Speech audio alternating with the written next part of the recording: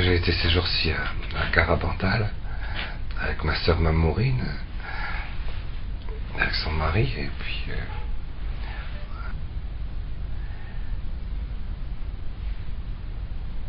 je leur ai fait visiter le village, quoi. C'est un village qui a reçu les visites et les explications, les éclairages, la catéchèse, le petit catéchisme de la Sainte Vierge pendant le Concile Vatican II, 62, 63. Vous savez, entre le premier jour de Lourdes et le dernier jour de Lourdes, entre le 11 février et le 16 juillet, il y a 153 jours.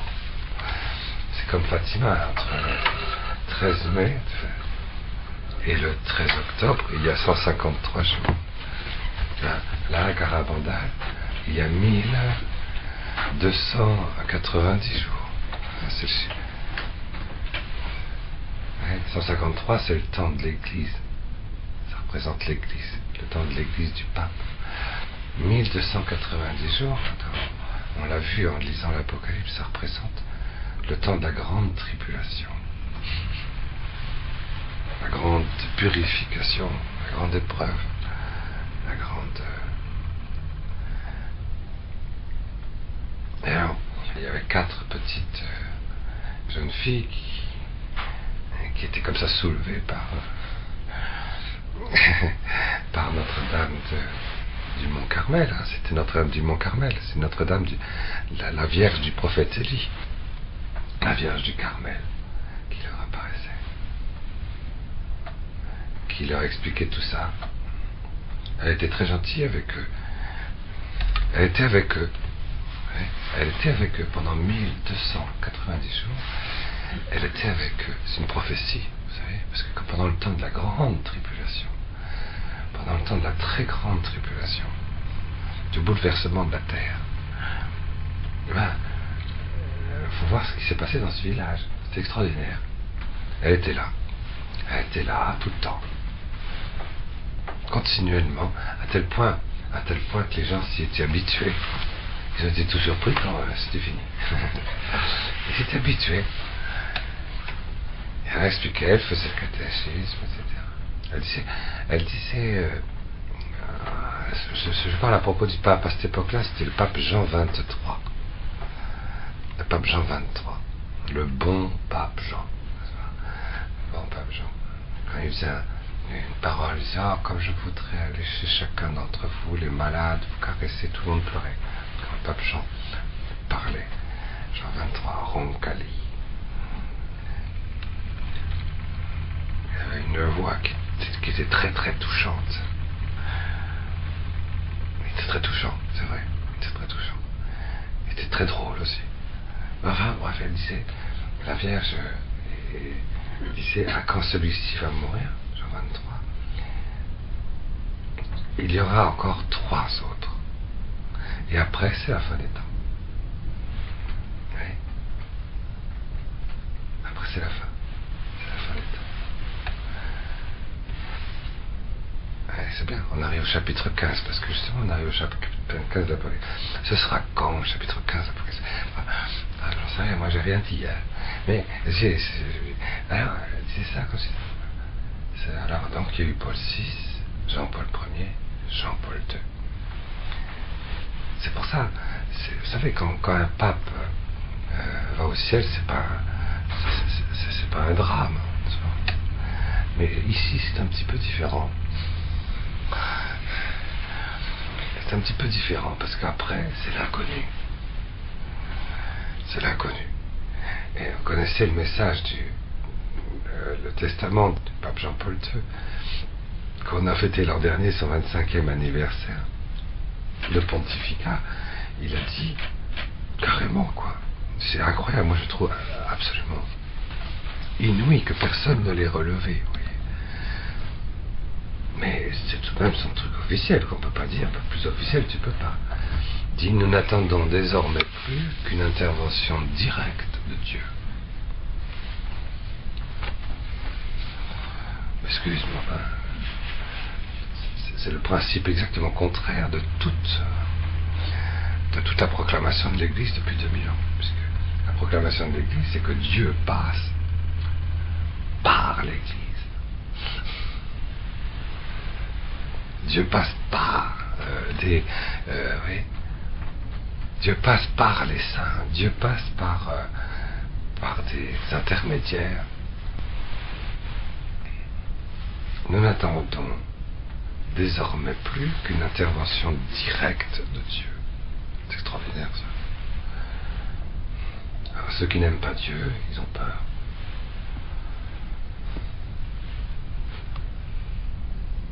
Ceux qui n'aiment pas Dieu disent mon Dieu, oui, donc c'est Jean 23, ça va quoi, hein? Donc ça va. Oui, donc c'est l'abbé Pie, l'abbé Con, l'abbé qui, l'abbé quoi, ça va. Si c'est le Père Patrick, ça va, il est pas méchant. Mais Dieu, c'est quand même Dieu. On l'aime pas, on l'aime pas, mon Dieu, on l'aime pas. C'est vrai, quoi, c'est vrai, il y a quelque chose de vrai.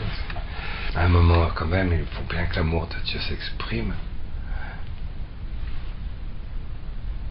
Puisque Dieu vient sauver ses enfants, à un moment donné, si l'ensemble de la communauté humaine se laisse prendre par le serpent, il ne faut quand même pas que l'ensemble de la communauté humaine se laisse avaler par le serpent. Alors Dieu intervient. Jésus est mort pour ça. Dieu est mort pour ça, pour nous sauver. Il ne nous laissera pas dans la gueule du serpent, du dragon, de la panthère, et dans les entrailles, vous savez, de la bête qui sort de la terre, voyez. Alors nous allons continuer. Raison de plus pour continuer à lire l'Apocalypse. Hein. On ne peut pas mieux tomber. Parce que, en quoi va donc consister cette intervention directe de Dieu? Ah, nous en étions arrivés là. Hein.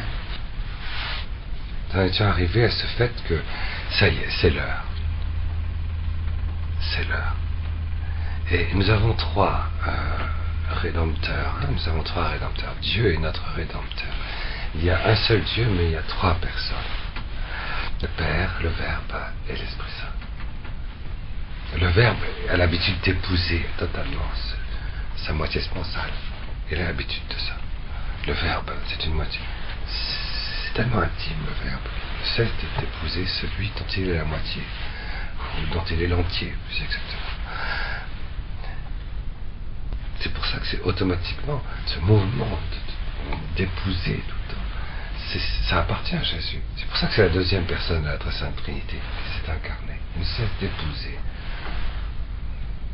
ce qui devient son tout. Quand il nous voit, il nous épouse. Il donne tout, il disparaît. Il a tout donné. C'est pour que surgisse quelque chose de nouveau. Dans la Très Sainte Trinité, ils sont trois. Et ils nous sauvent à travers Jésus de Nazareth. C'est Jésus de Nazareth. Et Jésus de Nazareth, donc, on sait bien, est ressuscité d'entre les morts et est rentré à la droite de Dieu le Père. Et on sait très très bien qu'il ne peut être rédempteur qu'en tant qu'époux. En épousant, en aimant. Il est rédempteur en aimant. Mais comme il a corps, chair, sang, lumière humaine, intériorité vaste, mais en un temps très précis, de son âme humaine, esprit humain, affectivité, capacité d'extase humaine, liberté aussi humaine. Il a les 8. En plus de cette divinité qu'il a en partage avec le Père et avec le Saint-Esprit, il lui manque cependant quelque chose. Vous voyez, parce qu'il est masculin. Et donc, la rédemption ne peut s'opérer que dans quelque chose qui complète tout ce qu'il n'a pas pour que l'amour soit total comme origine de la rédemption, comme origine de la gloire. C'est pour ça qu'il y a une co-rédemptrice. Parce que c'est l'homme tout entier en Dieu qui doit nous sauver. C'est Dieu tout entier qui doit nous sauver. Mais si Jésus est tout seul, ce n'est pas l'homme tout entier. Il faut l'homme et la femme. C'est pour ça qu'il y a une co-rédemptrice. Donc il y a un lien de nécessité. Retenez bien la formule. Il y a un lien de nécessité entre la résurrection du Christ et l'Assomption de la Vierge. Il y a un lien de nécessité entre la résurrection de Jésus et l'Assomption de Marie. Seulement Marie avait été accordée en mariage à un homme de la maison de David, appelé Joseph.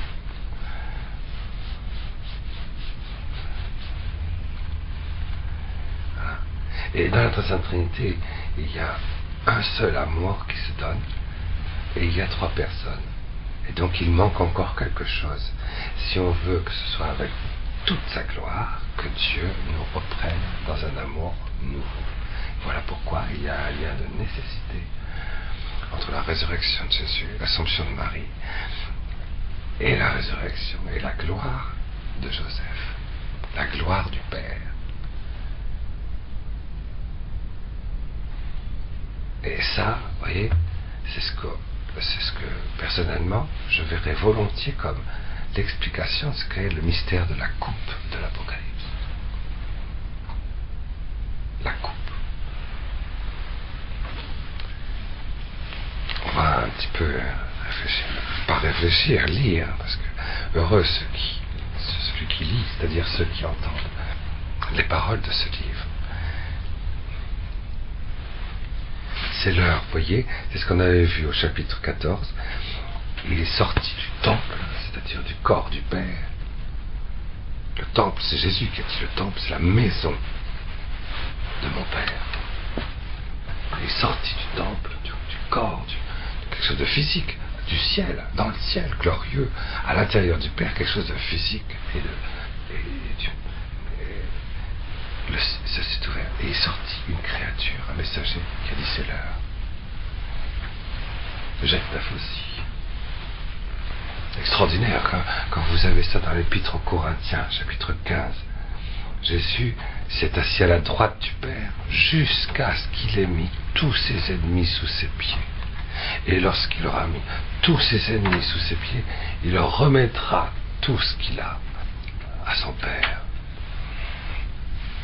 Autorité à Dieu son Père, mais il le fait avec toute son humanité. Donc qu'est-ce que vous voulez, ça passe aussi par la médiation de Joseph glorifié. Vous comprenez bien pourquoi, parce que sinon ça voudrait dire que dans l'incarnation de Jésus glorifié, il manquerait quelque chose à cette remise de tout lui-même entre les mains du Père. C'est pour ça qu'il y a un lien de nécessité, vous voyez, entre le retour glorieux du Christ et la résurrection de Joseph. C'est un lien de nécessité. Sinon, il n'y a pas de fin du monde. Il n'y a pas de dernier temps. Il n'y a pas de victoire. Il n'y a pas d'heure qui marque le point final aux trois bêtes de l'Apocalypse.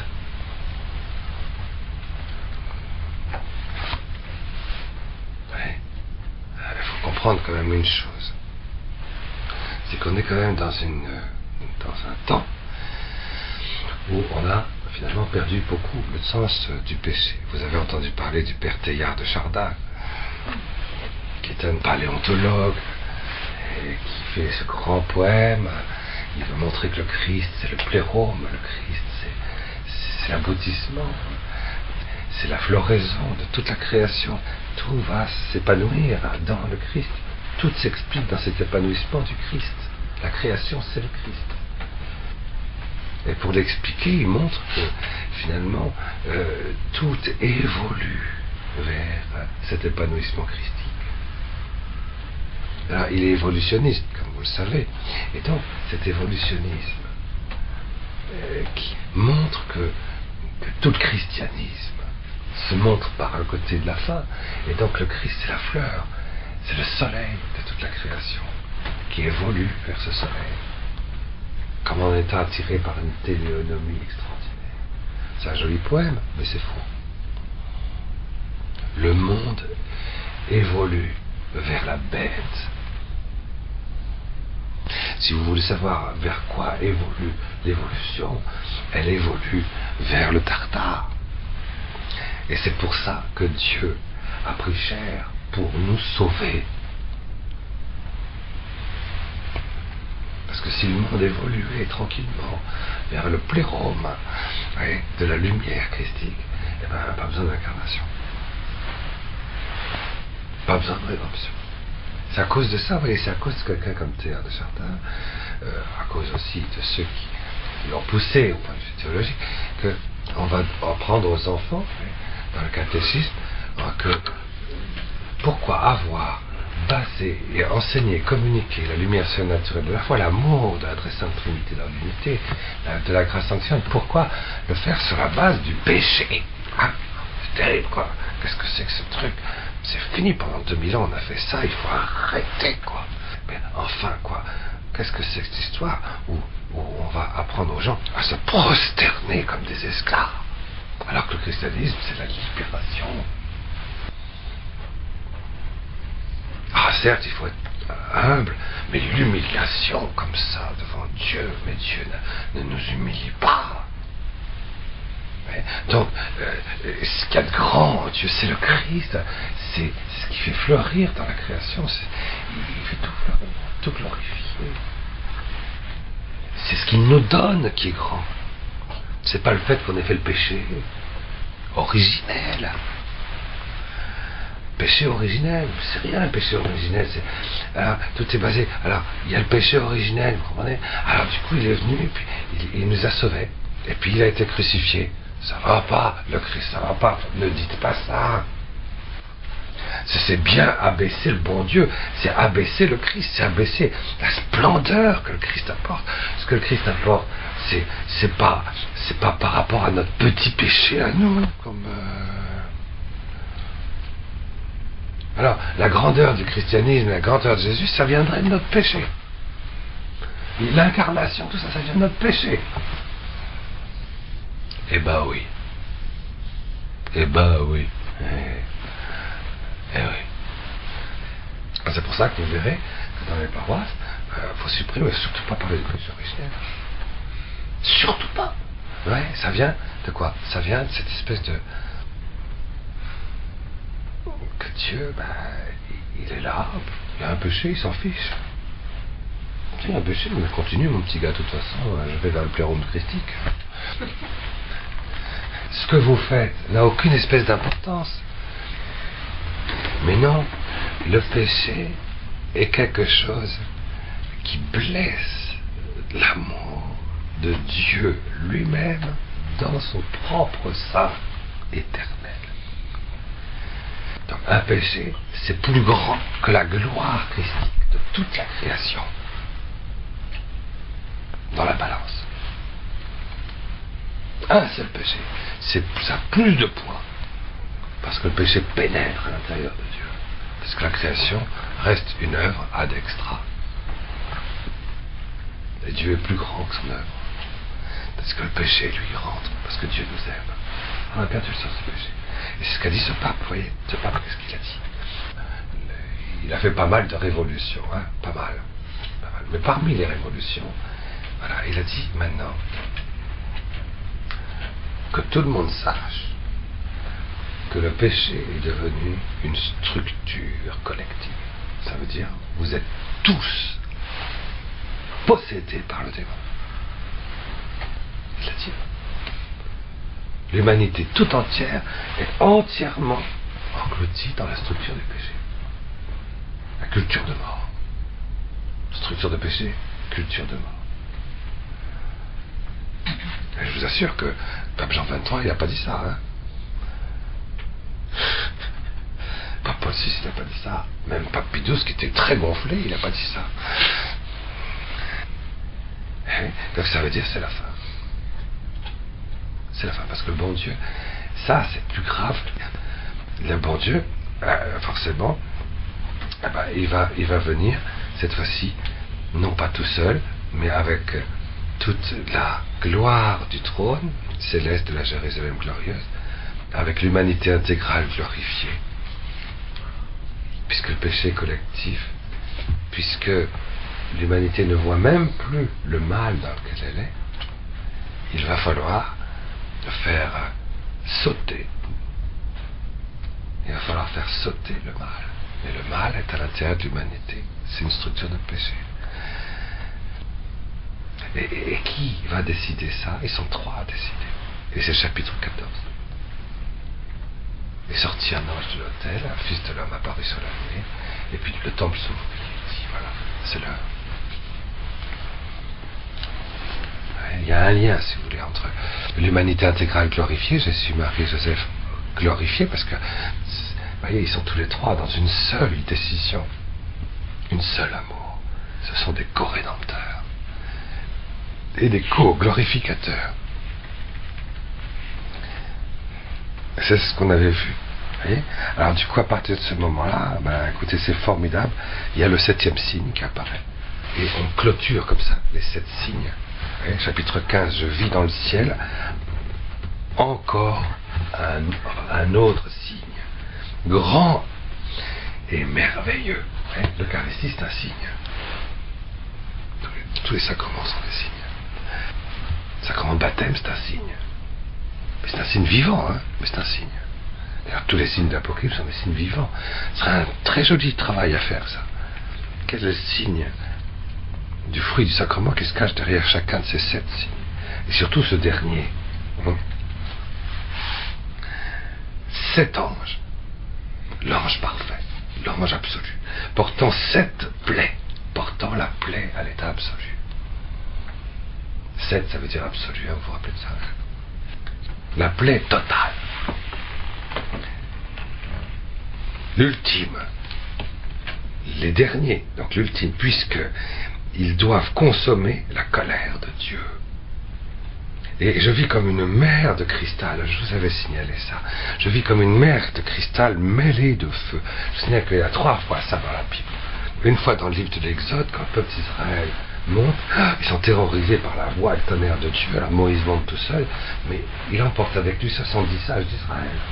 Ils arrivent sur le Sinaï et il y a une mer de cristal, un pavement de saphir. Un saphir créé avec le ciel, transparent, flambant.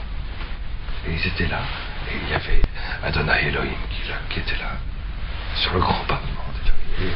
Et il y avait Moïse, et Moïse parlait.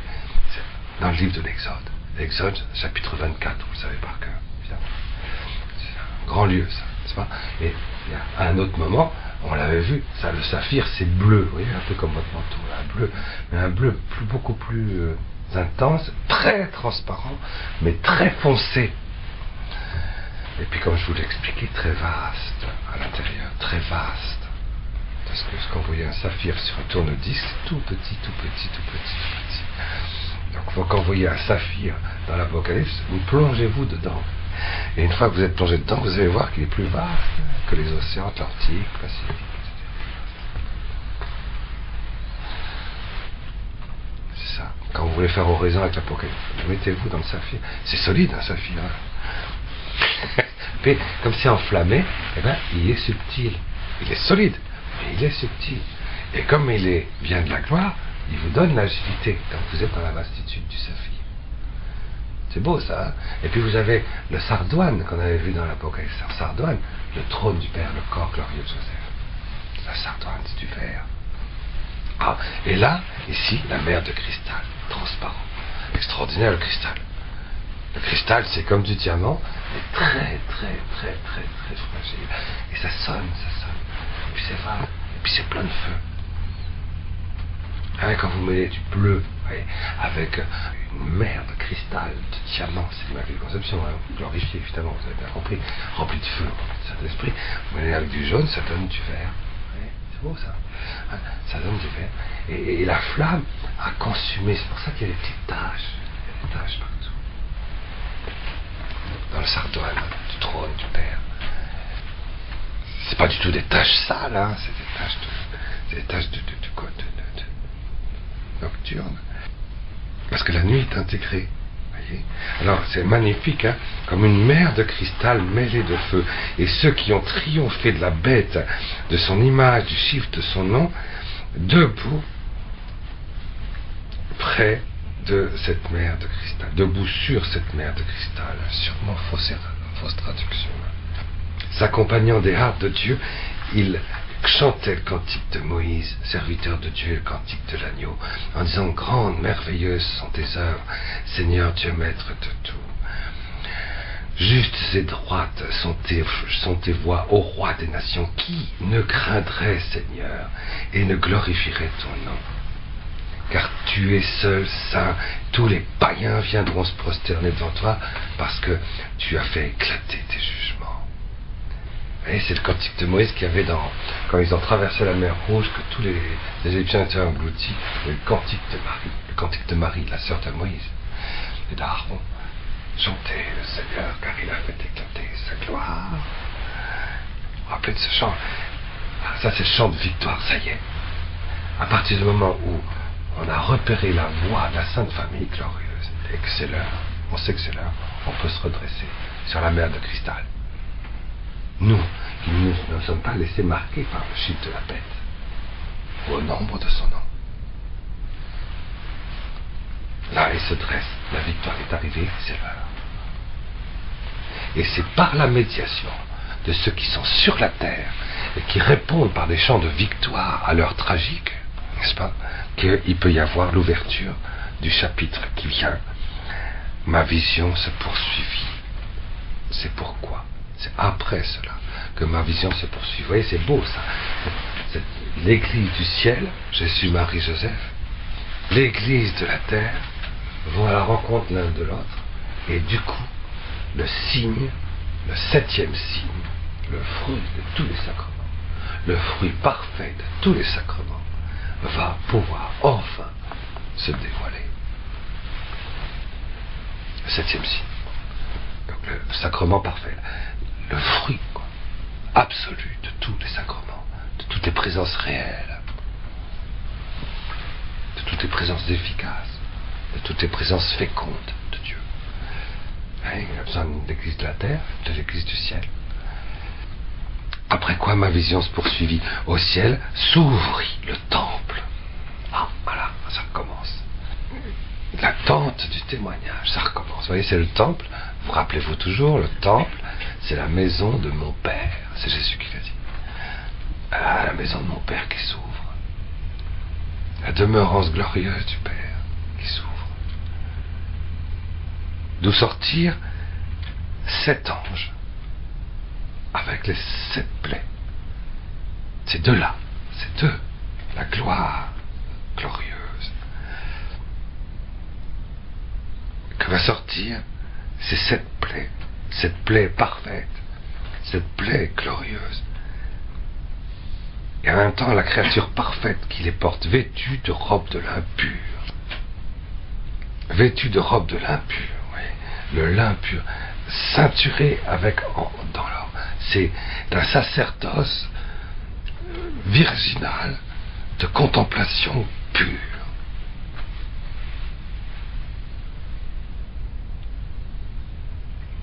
Éblouissante, serrée à la taille par des ceintures en or. Puis l'un des 4 vivants, c'est le vivant 1, c'est-à-dire le vivant 1, ça, Echad en hébreu, 1. Et premier, le premier ou le 1, c'est la même chose. Là, il dit ici un vivant, parce qu'il traduit à partir du grec. Mais vous comprenez que Saint Jean, il était araméen. Donc, pas de problème. C'est le premier vivant. Le premier vivant, vous voyez, vous aviez le lion, vous aviez l'aigle, vous aviez le visage d'homme, vous aviez le petit taureau. Et le premier vivant, c'était le lion. C'est le règne du Sacré-Cœur qui arrive. C'est le 1 des 4 vivants remis aux 7 anges. Ouais. Joseph devient un messager.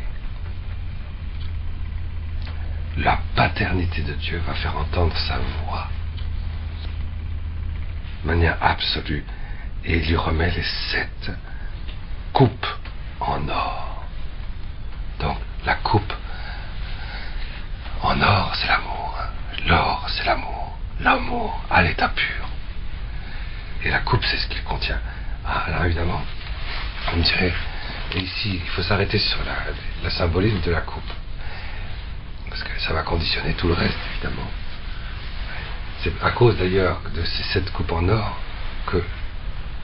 qu'on est presque acculé à parler de la paternité. Pourquoi? Parce que vous savez, quand on parle de la coupe de bénédiction, quand Jésus, le jeudi saint, a célébré la scène comme les Juifs le faisaient, et le font encore d'ailleurs, aujourd'hui, à chaque Pâques, à la Pâques, quand ils célèbrent la Pâques, il y a la table remplie. Elle est pleine. Tu n'as pas le droit de prendre une coupe en Israël s'il n'y a pas quelque chose sur la table. Hein? Tu ne vas pas au bar prendre une coupe, ça ne se fait pas. Hein? C'est contraire au mitzvot. Une coupe, ça se prend comme la table. Et en particulier quand il s'agit de la Pâque, bon, eh ben, c'est des pains intimes, c'est de l'agneau, et puis en plus, on ne se met pas assis. C'est debout, on célèbre la Pâque. On célèbre la Pâque. Et il y a 4 coupes. Il y a 4 coupes. Alors on commence par rapport à la première coupe, avec les enfants, d'ailleurs, on chante Alléluia, et puis après, on commence la bénédiction de la table, on commence à manger un tout petit peu, on prend la deuxième coupe, puis après, c'est après qu'on ait pris la deuxième coupe, pour l'alliance, qu'on raconte pourquoi est-ce qu'on fait ça. On fait ça. Et ensuite, on prend, vous savez, ces pains azimes, on met par-dessus l'agneau, un morceau d'agneau, et on mange le pain de Dieu. Et en même temps qu'on mange du pain, en même temps on mange l'agneau. C'est la même bouchée. Voilà. Et c'est après avoir pris le pain avec l'agneau que on prend la troisième coupe, qu'on appelle la coupe de bénédiction. Ça, c'est la fin de la scène, c'est la fin de la Pâque. Et il y a encore une quatrième coupe qui reste.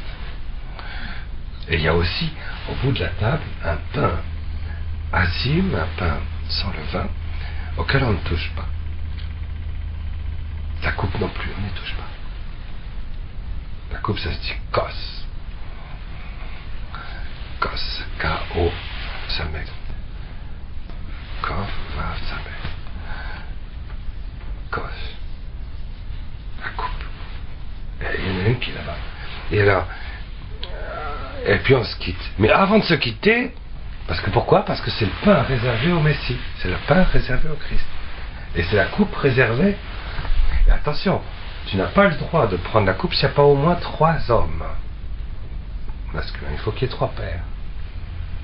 Pourquoi? Parce que la coupe est toujours réservée au père.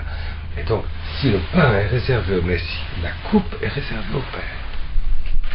Et c'est le père de famille qui, avant que tout le monde ne se quitte, prend le pain du Messie et donne la bouchée.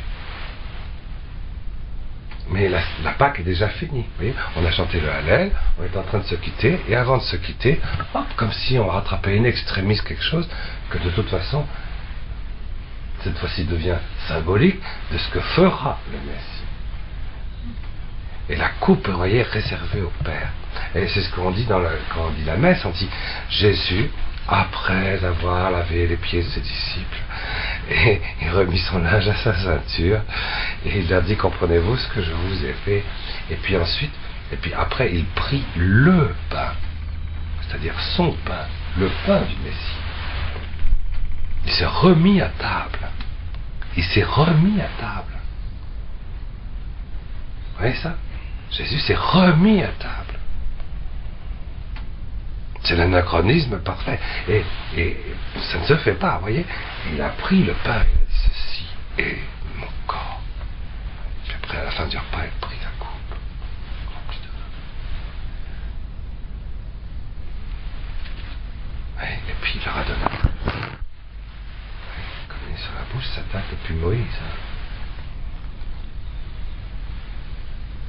c'est extraordinaire. Ça, tout ça pour dire que en Israël, dans la paracha du Zohar qui parle du Kadash Kos, c'est parfaitement clair, vous voyez, la coupe, c'est lié à la paternité.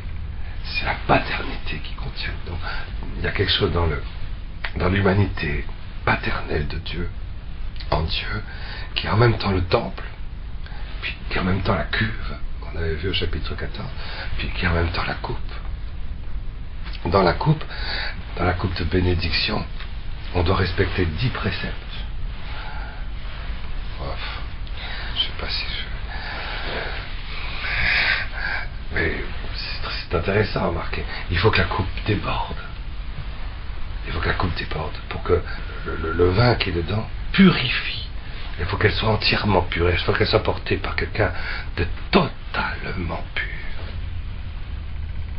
Et il faut que ça, pour ça que c'est réservé à la patate. Quelqu'un qui soit réservé. Mais oui, c'est réservé à Joseph, glorifié, de son vivant, qui n'a pas touché. À Nazareth. C'est réservé. Autant le pain était une prophétie de l'Eucharistie, autant la coupe était une prophétie de l'Apocalypse. C'est réservé à celui qui représente la paternité en Dieu. Et qui sont entièrement purs. De l'extérieur, il faut qu'elle soit entièrement pure de l'extérieur, parce qu'elle déborde. Il faut que la source qui nourrit, qui abreuve, déborde, et que la coupe soit remplie de l'extérieur. De l'extérieur, c'est-à-dire qu'elle déborde. Vous savez, comme on ferait déborder, c'est pas une fontaine. Déborde, voilà, c'est ça. Ça, c'est la coupe de l'Apocalypse, c'est ça. Elle déborde. Vous allez à Garabandal, le premier message, la coupe va déborder.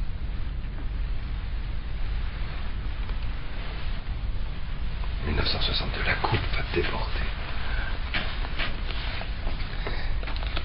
Alors, il faut que la coupe déborde, il faut qu'elle soit pure. Et elle est réservée à celui qui s'est éloigné, qui a été complètement éloigné de l'arbre de la connaissance du bien et du mal, du paradis terrestre, c'est-à-dire qu'il s'est éloigné du péché originel.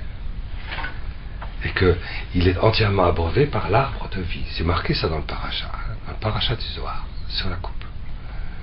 Alors je m'excuse, mais fouillez bien dans l'humanité qui s'est éloigné de l'arbre du péché originel, parce qu'il a été frappé comme nous, n'est-ce pas, et qui s'abreuve de l'arbre de vie. C'est extraordinaire, n'empêche que tout ça, il faudrait un jour faire un petit papier là-dessus, parce que sur la coupe. Mais la coupe, retenait bien au moins une chose, c'est que la coupe, c'est réservé à la paternité glorieuse en Dieu. Glorifiée, quoi, en Dieu, vous voyez. Alors voilà, et du coup il devient un messager de la colère de Dieu. La colère de Dieu, c'est l'amour de Dieu se contient, si vous voulez. Il est contenu. Le démon, si tu vas trop, il est contenu. Mais Saint Joseph, lui, il rend doux la colère de Dieu. C'est la coupe. Qu'est-ce qu'il y a dans la coupe de la colère? Il y a le sang. Il y a le sang enivré, palpitant du Christ qui vient nous sauver. Et ici, dans l'Apocalypse, on a la manifestation et le dévoilement de la co-rédemption. Ils sont 3 co-rédempteurs.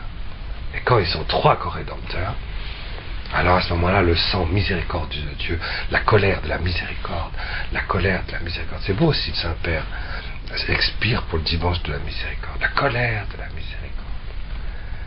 C'est une miséricorde tonitruante. Qui va venir de l'intérieur du 666 et de l'extérieur du 666, qui va se déverser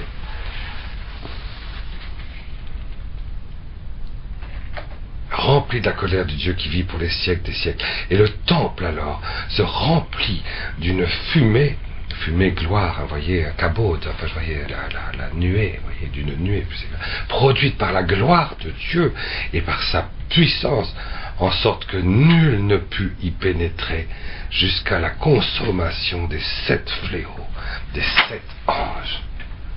La gloire de Dieu est telle. quand Dieu se manifeste dans son peuple, c'est arrivé 3 fois, ça aussi c'est arrivé 3 fois précédemment dans l'histoire, quand d'un seul coup on voit dans le temple se manifester la gloire de Dieu, c'est-à-dire Dieu se rend entièrement présent au milieu de son peuple. Ça veut dire que cette coupe, c'est pas simplement à l'intérieur du ciel, de l'éternité, tout à fait loin de nous, loin de notre vie spirituelle, loin de notre vie chrétienne, loin de notre vie humaine, absorbée par le péché. Vous voyez, non, elle va se manifester en plein milieu. En plein milieu. Là où notre corps est le lieu de la paternité. Vous voyez, c'est vraiment au niveau du corps originel. Parce que notre corps est lié à la paternité dans la première cellule, dans le génome. Et j'entendis une voix, cette fois-ci c'est la présence divine, qui du temple criait au sept anges, allez, c'est Dieu le Père qui décide. C'est ce qu'avait dit Jésus. L'heure n'appartient pas au Fils, n'appartient au Père. Et la voix, c'est la présence. On ne le voit pas, puisqu'il n'a pas de corps. Mais il y a la voix. Et c'est le Père qui dit, allez, répandez sur la terre. C'est vrai, c'est le Père qui est fragilisé. Vous comprenez pourquoi Jésus s'est mis en colère quand on a touché au temple, la maison de son Père. Parce qu'on a touché à ça. Quand le péché touche, comment dirais-je, quand le péché originel est dépassé, quoi. Quand vous allez plus loin que le péché originel. C'est pas drôle, hein, ça, pour Dieu. Parce qu'avec le péché originel, il peut plus se promener dans le jardin. Mais, dans votre jardin, mais avec le péché ultime...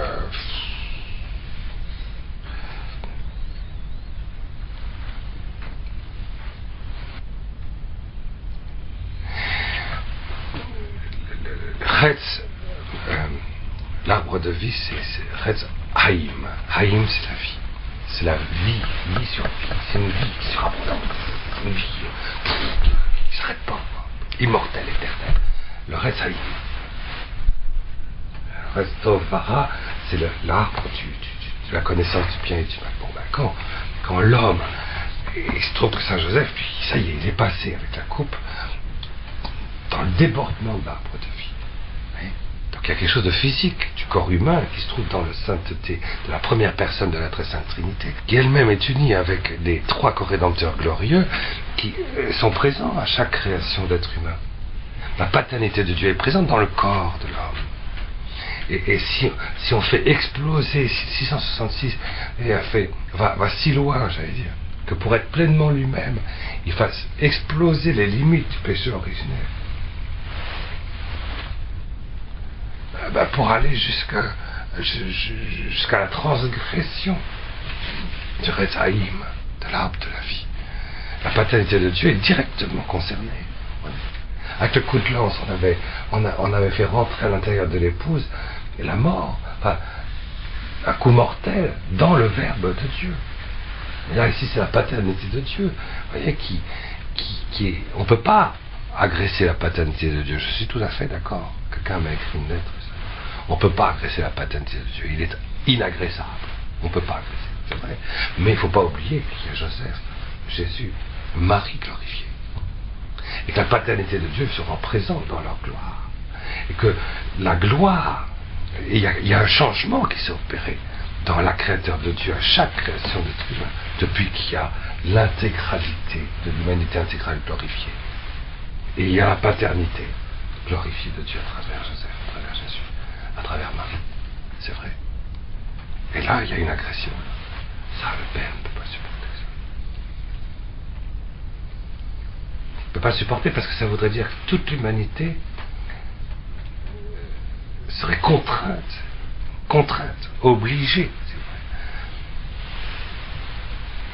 vrai, d'échapper à sa miséricorde. Et c'est pour ça qu'il y a une intervention. C'est l'heure.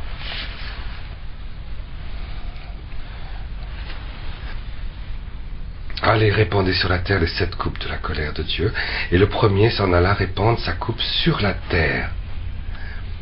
Alors ce fut un ulcère mauvais et pernicieux sur les gens qui portaient la marque de la bête et se prosternaient devant son image. Mais, ne vous inquiétez pas, je pense que toutes les télévisions sont en panne.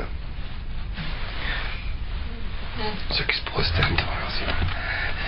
Mais vous comprenez bien que si Dieu intervient de l'intérieur de celui qui est assimilé au 666, parce qu'il s'est laissé implanter l'implant bioélectronique pour remplacer la carte bancaire.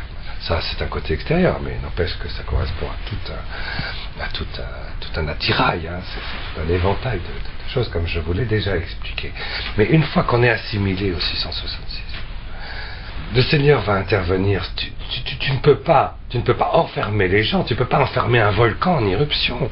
Si tu mets une bloc de béton sur le volcan, la lave va sortir par un autre côté. C'est ça qui va se passer. Et donc, mais c'est de l'intérieur, nous enfermés dans la structure de péché, de l'intérieur un amour nouveau va apparaître.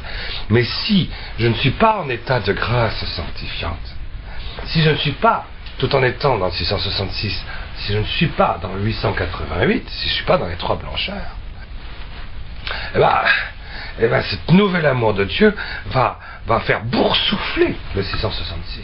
666, il est tranquille, vous savez. 666, c'est génial. C'est bien, tout est équilibré. Un équilibre parfait. 6-6. Plénitude d'intelligence, plénitude d'affectivité, plénitude de liberté, plénitude de lumière dans l'âme, plénitude d'intériorité. 6-6-6. Et on s'entend bien, il n'y a plus de guerre, c'est la paix, c'est tranquille, c'est du quiétisme absolu, christique en plus. Merci Théa.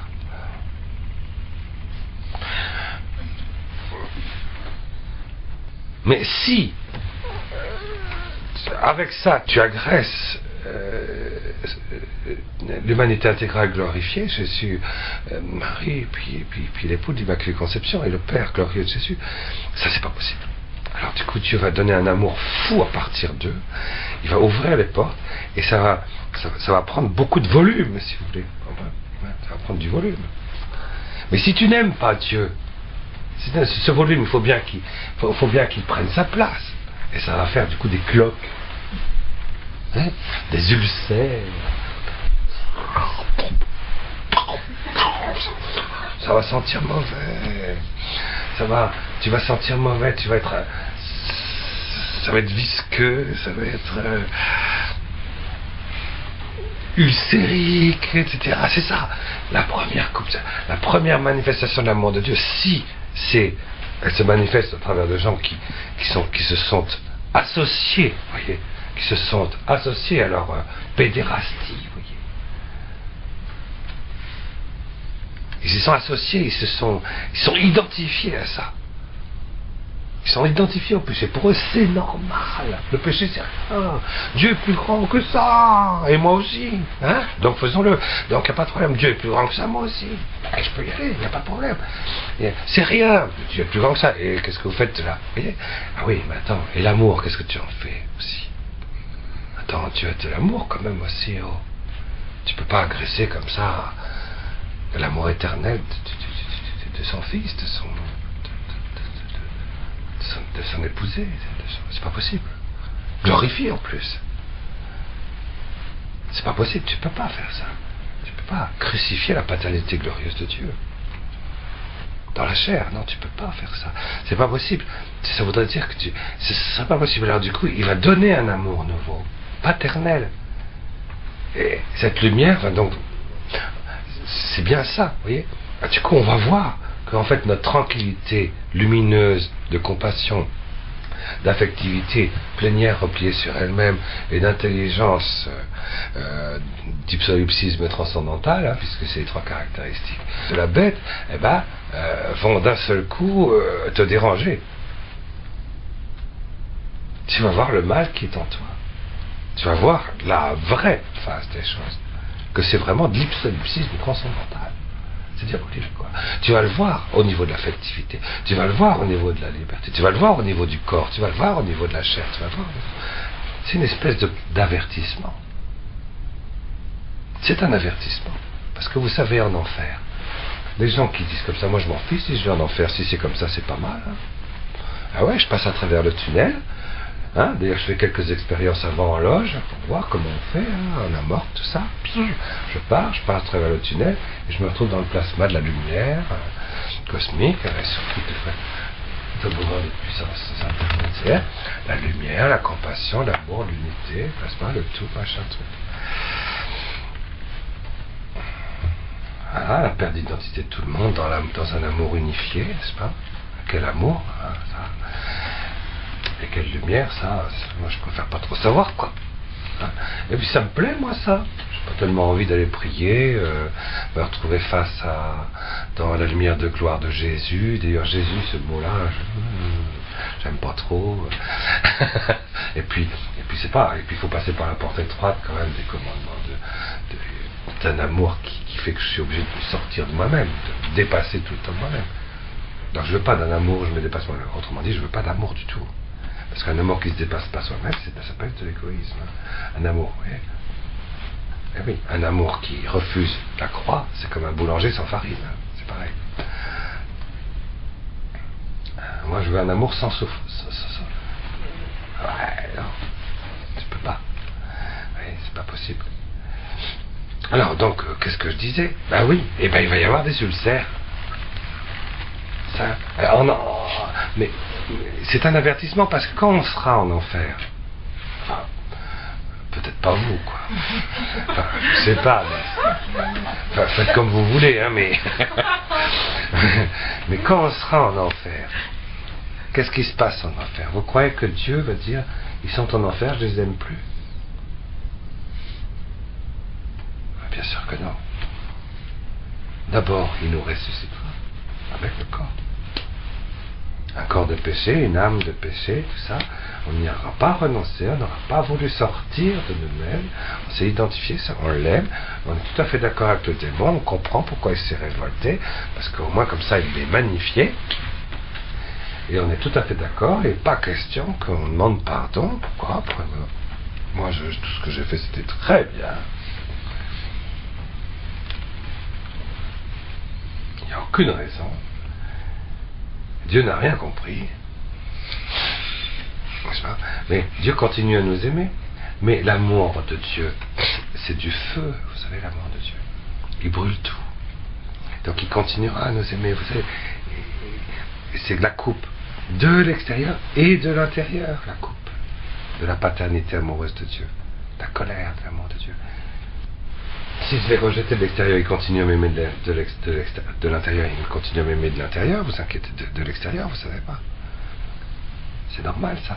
Mais, vous voyez, alors comme on a plusieurs couches, comme je le refuse spirituellement, je le refuse cordialement, je le refuse dans mon âme spirituelle, je le refuse dans la grâce sanctifiante que j'ai rejetée. Alors l'amour de Dieu vient comme un feu s'emparer de moi, sur ma chair, sur mon sang, sur mon corps, sur mon psychisme, sur mon âme. Et puis, il y a ce refoulement qui vient de moi. Alors, quand le feu se refoule, ça brûle. Ça fait chaud. C'est très chaud. Et ça vient de l'amour de Dieu. Parce qu'il y a certaines personnes qui disent, mais en enfer, il n'y a pas de feu qui brûle. Ne croyez pas ça. C'est un vrai feu. Mais ce feu, c'est vous qui le produisez par votre refus.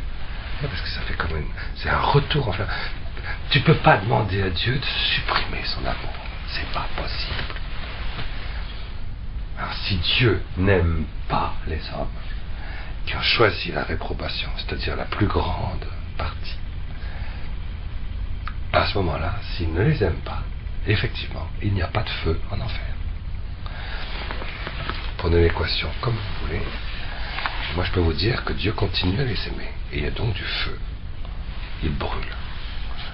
Pas tous de la même manière. Je suis tout à fait d'accord. Quelquefois, c'est juste des cloques. Vous savez, quand ça chauffe très fort, ça fait des cloques. C'est ce qui est marqué là. C'est ce qui est marqué là. C'est à la fois symbolique, vous voyez, un ulcère mauvais et pernicieux sur les gens qui portaient la marque de la bête et se prosternaient devant son image. Ils se voulaient ne dépendre que de la bête, que de l'antéchrist, que de l'esprit du monde, c'est tout. Dieu, ça les intéresse pas. Le pape, ils en ont rien.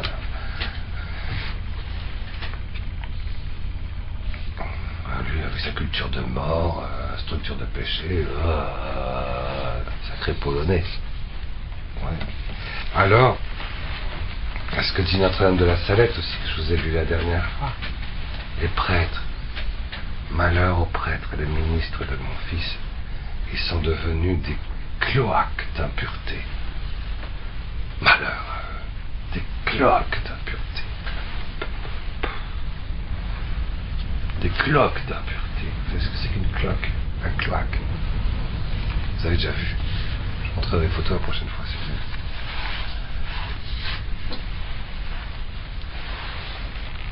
Oh, c'est pas grave, on peut quand même revendiquer, quand même, on est libre. Non, mais non.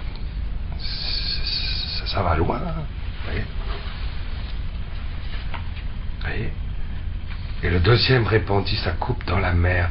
Ah, ça c'est le monde psychique, vous voyez, le monde psychologique, le monde du temps, le monde... Et quand vous êtes dans le point de vue spirituel, vous n'êtes pas dans la succession du temps.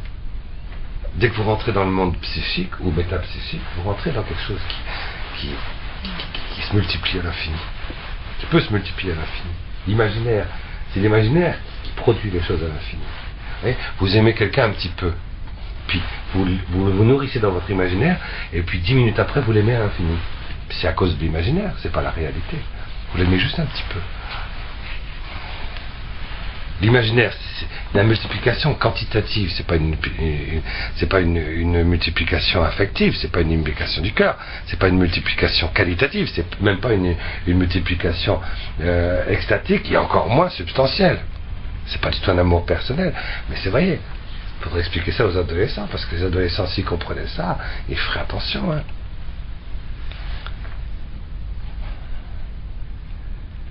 Mais c'est vrai qu'on les dirige vers le 666, vous comprenez? Alors la mer, c'est ça, c'est le monde du temps, c'est le monde du psychisme. Là, 666, c'est roi.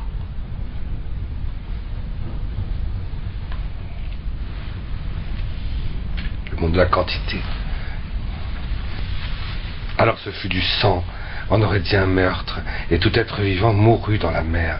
Ah, ça c'est beau, ça s'est transformé en sang. La mer, c'est de l'eau, et puis ça devient du sang. L'amour de Dieu se manifeste, et du coup, ça se change en sang. Le sang, c'est un meurtre.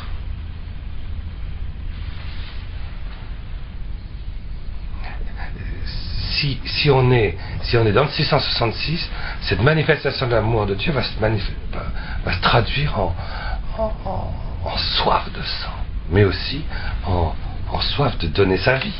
Si on n'est pas dans le 666, vous voyez, il faut lire les deux, hein, vous voyez. Si c'est un ulcère pernicieux, ça veut dire que 666 est démasqué, vous voyez, sur la terre. Notre corps, il va y avoir mais le 666 est démasqué comme source de mal. Et du coup, on sort de ça. Grâce à la cloque, tu peux sortir. Ça fait un coup d'épingle de l'intérieur du gros ballon 666. Et puis, tu sors vite, tu vas vite dans le 2-2-2. C'est pour ça, quand vous verrez l'avertissement, vite. Enfin, si c'est pas fait avant, n'est-ce pas, vite. Confession pour être dans la grâce sanctifiante. Hein. Vite dans les 3, 2, 2, 2. Hein. Immédiatement, sinon tant pis pour vous. Ça ne durera pas très longtemps, ça, je vous préviens. Bon, peu importe. Alors oui, et le deuxième, et voilà.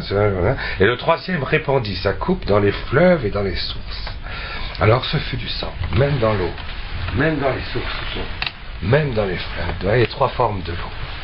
L'océan, les fleuves et les sources. Et à chaque fois, c'est transformé en sang. Il y aura vraiment une grâce où l'eau qui donne la vie naturelle, ce sera des grâces actuelles extraordinaires. C'est le sang de Jésus c'est l'amour qui palpite dans le corps glorieux de Jésus, Marie et Joseph, qui va nous être donné, vous voyez, qui va nous être donné. Mais si on n'aime pas Jésus, si on n'aime pas Marie, à ce moment-là, ça se traduira. autrement, vous voyez. Avec un désir, jusque dans nos sources, de vie. La source, c'est ma source de vie. Le fleuve, c'est l'instant présent. Et l'océan, c'est le monde psychique. Ce sera en même temps une très grande grâce, si vous voulez. Hein. Et le troisième répandit sa coupe. Et j'entendis l'ange des eaux. Vous voyez, l'ange des eaux, ça c'est la seule fois où on le voit, ça. Je ne crois pas que dans toute la Bible, on voit l'ange des eaux. Il y a l'ange de la vie. Un message sera donné. Un message sera donné au milieu de tout ça. L'Evangelium Vitae, un évangile de la vie. Vous voyez, l'ange des eaux, qui disait tu es juste. Il est et il était le saint d'avoir ainsi châtié, parce que c'est le sang des saints et des prophètes qu'ils ont versé. C'est donc du sang que tu leur as fait boire, et ils le méritent. Et j'entendis l'autel dire, vous voyez, rappelez-vous que sous l'autel, il y a tout le sang versé des innocents, qui attend. Quand il va se mêler au sang de la révélation, de l'avertissement, ils vont boire ce sang, ils vont boire ce cri silencieux des innocents. Ils vont voir qu'ils sont des criminels. Mais ils vont voir aussi s'ils sont dans l'amour de Dieu et du prochain et dans la grâce sanctifiante. Ils vont voir aussi l'amour fou qu'il leur porte et l'amour fou que tous ces martyrs leur portent. Parce qu'ils transportent en dehors de l'esclavage, de la bête. Et j'entendis l'autel dire, oui Seigneur, Dieu maître de tout, les châtiments sont véritables, vérité et justice, ajustement. On s'ajuste à soi-même, on s'ajuste à la vérité, on s'ajuste à l'autre, on s'ajuste à Dieu, on s'ajuste à son éternité. Et le quatrième répandit sa coupe sur le soleil. Alors il lui fut donné de brûler les hommes par le feu. Ah, le Christ va se manifester. Mais si tu n'aimes pas le Christ, il y aura une véritable... Ce sera un châtiment. Et les hommes furent brûlés par une chaleur torride. Et il ne faut pas oublier qu'on est libre, vous comprenez? Profondément libre. Donc si pour nous Jésus ressuscité, immolé et ressuscité, vraiment, ça va pas dans le bon sens pour nous, voyez. Pour nous, ça va pas dans le bon sens. Au moment où de l'intérieur, il va se manifester dans cette espèce de dernier geste pour nous sauver, voyez, pour nous libérer. Si j'ai un mouvement de recul,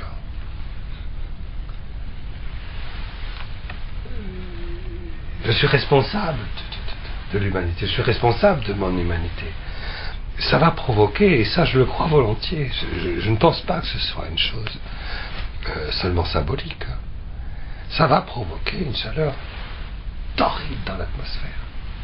Le refus des hommes, vous voyez, ce qu'il faut comprendre, c'est que les hommes, on va se retrouver dans une situation à peu près analogue que Adam et Ève au paradis terrestre, qui eux, selon l'état dans lequel ils étaient, le paradis, les animaux, les fleurs, les arbres, l'atmosphère, tout ça, étaient au fond remplis de la grâce originelle. Vous vous rendez compte?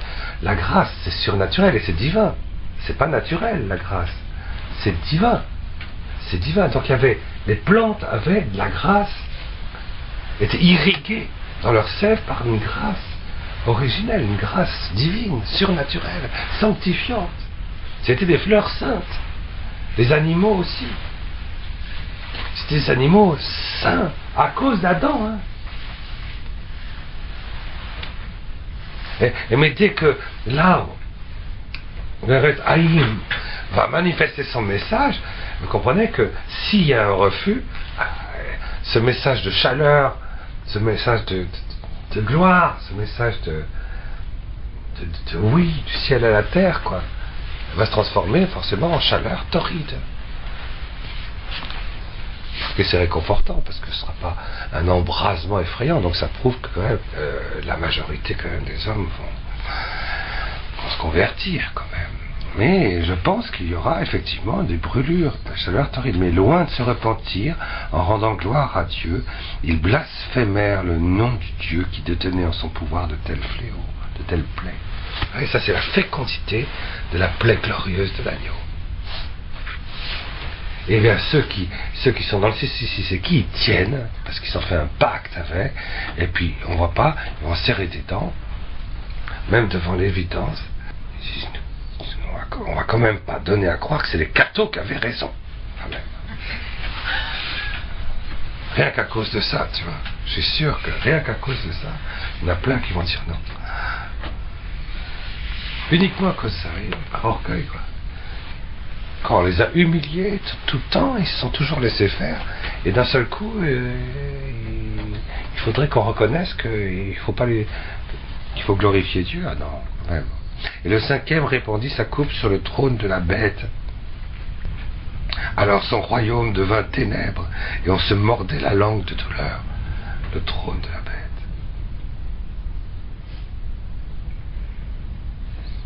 C'est sûr qu'il y en a un qui va déguster, c'est l'Antichrist, là, ça c'est sûr. Lui, il va se tordre la langue.